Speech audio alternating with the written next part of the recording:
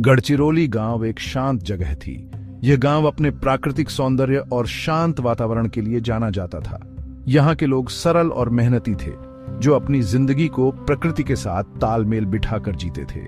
जिंदगी जमीन, मौसम और पुरानी कलाओं के इर्द गिर्द घूमती थी, जो पीढ़ी दर पीढ़ी चली आ रही थी।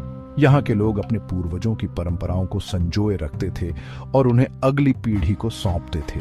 शंकर कुम्हार एक कुम्हार था। उसका परिवार अपने पूर्वजों की विरासत को आगे बढ़ा रहा था। शंकर का परिवार मिट्टी के बर्तन बनाने में माहिर था और उनकी कला गांव में बहुत प्रसिद्ध थी। वो, उसकी पत्नी विजया, उनका बेटा राजेश और शंकर की बूढ़ी माँ एक साधारण जीवन जीते थे।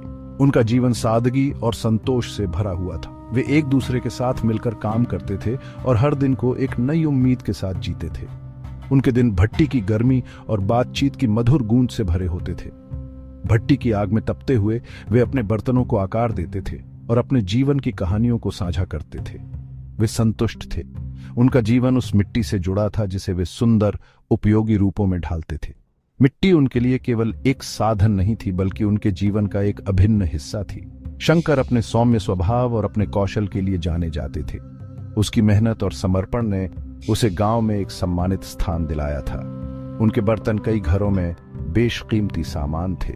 लोग उनके बर्तनों को बड़े गर्व से अपने घरों में सजाते थे और उनकी कला की प्रशंसा करते थे। विजया, एक शांत और मजबूत महिला, अपने घर को प्यार और कुशलता से चलाती थी। वह अपने परिवार की देखभाल करती थी और हर काम को बड़ी निपुणता से संभालती थी। राजेश, उनका बेटा, एक होशियार और जिज्ञासु लड़का था, जो परिवार के काम को सीखने के लिए उत्सुक था। वह अपने पिता से बर्तन बनाने की कला सीखता था और अपने दादा दादी की कहानियों को बड़े ध्यान से सुनता था। शंकर की माँ, जिनके बाल उम्र के साथ चांदी जैसे हो गए थे, परिवार का दिल थी। उनकी बुद्धि उनके जीवन में एक मार्गदर्शक प्रकाश थी। उनकी कहानियां और अनुभव परिवार के लिए एक अनमोल धरोहर थे। उनका घर आम के पेड़ों के बीच बसा एक आश्रय स्थल था, जो हंसी और विजया के खाने की खुशबू से भरा था। जीवन साधारण, शांतिपूर्ण था। आम के पेड़ों की छांव में उनका घर एक स्वर्ग जैसा प्रतीत होता था, जहां हर दिन एक नई खुशी लेकर आता था। जब तक कि यह नहीं रहा, एक दिन गांव की शांति में एक हलचल मच गई। एक अज्ञात छाया ने गांव पर अपना साया डाल दिया और सब कुछ बदल गया। गांव के लोग इस नई चुनौती का सामना करने के लिए तैयार नहीं थे और उनके जीवन में एक नया अध्याय शुरू हो गया। बदलाव बिना किसी चेतावनी के आया, तेज और क्रूर। यह एक ऐसा बदलाव था जिसने सबको चौंका दिया, जैसे अचानक मौसम बदल जाता है और आसमान में काले बादल छा जाते हैं। शंकर, जो अपने जीवन के सबसे अच्छे समय में था, बीमार पड़ गया। वह एक खुशहाल और स्वस्थ व्यक्ति था, जो अपने परिवार और दोस्तों के साथ जीवन का आनंद ले रहा था। इसकी शुरुआत बुखार से हुई, एक ऐसी भीषण गर्मी जिसने उसके शरीर को झकझोर कर रख दिया। बुखार इतना तेज था कि शंकर का पूरा शरीर पसीने से तरबतर हो गया। फिर उल्टियां होने लगीं, हर बार उसे कमजोर छोड़कर। हर उल्टी के बाद शंकर और भी अधिक थका हुआ और कमजोर महसूस करने लगा। विजया, जिसका दिल चिंता से भारी था, उसकी अथक देखभाल करती रही। वह दिन रात शंकर के पास बैठी रहती, उसकी हर जरूरत का ध्यान रखती।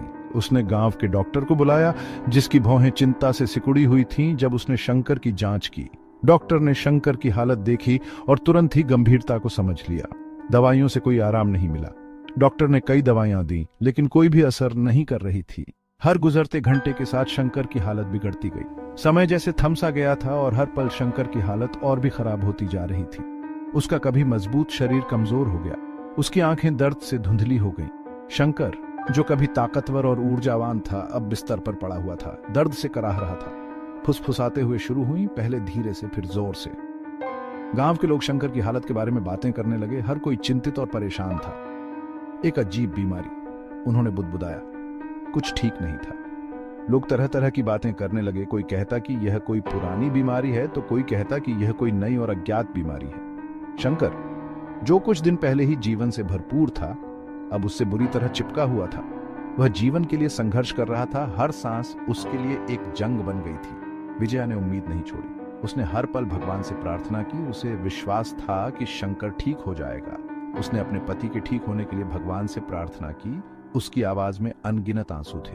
उसकी प्रार्थनाओं में एक गहरी वेदना और उम्मीद थी। लेकिन लग रहा था कि किस्मत के कुछ और ही मंसूबे थे। जैसे कि भाग्य ने पहले ही कुछ और तय कर रखा था। 5वें दिन शंकर ने अंतिम सांस ली और अपने परिवार में एक ऐसा खालीपन छोड़ गया जिससे उनका पूरा परिवार टूट गया। उसकी मौत ने सबको हिलाकर रख दिया और एक गहरा शोक पूरे गांव में फैल गया। कुम्हार परिवार में छाया हुआ दुख साफ दिखाई दे रहा था। विजया अपने पति के खोने से टूट चुकी थी, अपने घर में एक भूत की तरह घूमती थी। उनके जीवन में कभी जो हंसी गूंजती थी उसकी जगह एक गहरा सन्नाटा छा गया। गांव वाले चिंता से भरे चेहरों के साथ अपनी संवेदना व्यक्त करते थे और आपस में फुसफुसाते थे। शंकर की मृत्यु एक त्रासदी थी, लेकिन इसकी अचानकता, इसकी क्रूरता उनके मुंह में एक कड़वा स्वाद छोड़ गई थी। फिर अकल्पनीय हुआ। विजया, जिसका स्वास्थ्य पहले से ही धोख से कमजोर था, बीमार पड़ गई। लक्षण भयानक रूप से एक जैसे थे। बुखार, उल्टी, तेजी से गिरावट। दहशत ने गांव को अपनी चपेट में ले लिया। ये कोई साधारण बीमारी नहीं थी। जहर का शब्द हवा में भारी था, अनकहा लेकिन समझा गया। ऐसा कौन करेगा और क्यों? डर एक जहरीले सांप की तरह गांव में रेंगता रहा, कभी शांतिपूर्ण माहौल को जहरीला बना रहा था। विजया की मृत्यु, अपने पति की मृत्यु के एक हफ्ते बाद गढ़चिरौली में सदमे की लहर दौड़ा गई। गांव के लोग अभी भी शंकर की मौत के सदमे से उबर नहीं पाए थे और अब विजया की अचानक मौत ने उन्हें और भी गहरे शोक में डाल दिया। 2 मौतें इतनी समान, इतनी अचानक संयोग नहीं हो सकती थीं। गांव के बुजुर्गों ने भी ऐसी घटनाएं पहले कभी नहीं देखी थी। यह एक रहस्य था जो हर किसी के मन में गूंज रहा था। गांव वाले, उनका डर अब संदेह में बदल रहा था। एक दूसरे को अविश्वास से देखते थे। हर कोई सोच रहा था कि क्या यह किसी की साजिश है या कोई अज्ञात शक्ति काम कर रही है। उनमें से किसमें इतना अंधेरा था? क्या यह किसी बाहरी व्यक्ति का काम था या गांव के ही किसी व्यक्ति ने यह भयानक काम किया था? पुलिस को बुलाया गया। उनका आना इस बात का एक गंभीर संकेत था कि कुछ भयानक हुआ है। पुलिस की गाड़ियों की आवाज ने गांव की शांति को भंग कर दिया। गढ़चिरौली की सुखद शांति चली गई थी। उसकी जगह एक बेचैन तनाव ने ले ली थी। हर कोई अपने घरों में दुबक गया था और सड़कों पर सन्नाटा पसरा हुआ था। जांच शुरू हुई। एक विस्तृत जाल बिछाया गया। पुलिस ने गांव के हर कोने को खंगालना शुरू कर दिया। हर छोटी से छोटी जानकारी को ध्यान में रखते हुए हर ग्रामीण एक संभावित संदिग्ध था। हर रिश्ते की जांच की गई। पुलिस ने हर किसी से पूछताछ की, उनके बयान दर्ज किए और हर छोटी से छोटी बात को नोट किया। पुलिस ने सभी से पूछताछ की, शंकर और विजया के जीवन के आखिरी दिनों को जोड़कर। उन्होंने उनके दोस्तों, परिवार और पड़ोसियों से बात की, यह जानने के लिए कि उनके जीवन में क्या चल रहा था। उन्होंने सुराग ढूंढे, सबूत के किसी भी टुकड़े के लिए जो उन्हें अपराधी तक ले जा सके। हर छोटी से छोटी चीज को ध्यान से देखा गया। हर संदिग्ध गतिविधि को नोट किया गया। संदेह का साया गांव पर पड़ गया, उनके कभी उज्जवल जीवन को अंधेरा कर दिया। हर कोई एक दूसरे पर शक कर रहा था और यह शक गांव के माहौल को और भी भारी बना रहा था। फुसफुसाहट जोर से बढ़ती गई, डर और अनिश्चितता से भर गई। अगला कौन होगा? यह सवाल हर किसी के मन में था और इस सवाल ने गांव के हर कोने में डर का माहौल बना दिया था। लोग अपने घरों में दुबक गए थे और हर किसी की आंखों में डर साफ झलक रहा था। पुलिस की मौजूदगी ने भी इस डर को कम नहीं किया, बल्कि और बढ़ा दिया था। गांव के लोग अब बस एक ही उम्मीद कर रहे थे कि जल्द ही इस रहस्य का पर्दाफाश हो और उनका गांव फिर से शांतिपूर्ण हो सके। दिन हफ्तों में बदल गए और जांच रुकती हुई दिख रही थी। संदेह के बादल के नीचे रहने वाले ग्रामीण उत्तरोत्तर बेचैन होते गए। पुलिस, उनके चेहरे हताशा से भरे हुए, अपराधी को खोजने के करीब नहीं थे। जिस समय उम्मीद कम होने लगी, एक अप्रत्याशित स्रोत से एक सफलता मिली। राजेश, शंकर और विजया के छोटे बेटे ने एक महत्वपूर्ण सुराग दिया। उसे याद आया कि उसने एक महिला, एक अजनबी को अपने पिता के बीमार पड़ने से कुछ दिन पहले अपने घर आते देखा था।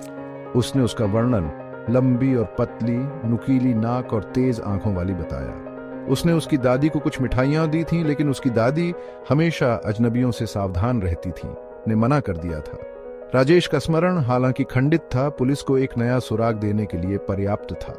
अनिश्चितता के कोहरे में अंधेरे से आशा की एक किरण निकली, एक हल्की सी झलक। जांच फिर से जीवंत हो गई।